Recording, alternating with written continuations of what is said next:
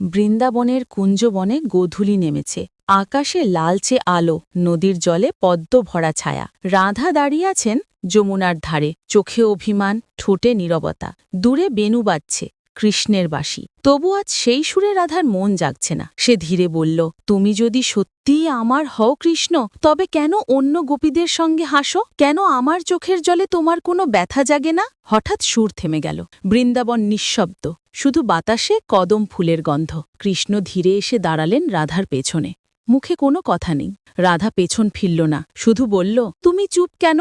আমি প্রশ্ন করলাম, উত্তর দাও। কৃষ্ণ নরম গলায় বললেন, রাধে, তুমি আমার প্রেমের সাগর, কিন্তু যদি আমি এক বিন্দু জল অন্যের পিপাসা মেটাতে দিই, তাতে কি সাগর কমে যায়? রাধা বলল, তবু আমার মনে কষ্ট হয় কৃষ্ণ, আমি তো তোমারই। কৃষ্ণ কাছে এসে তার চোখের জল মুছে দিলেন। রাধে, এই অশ্রু আমারই অলংকার। তুমি যদি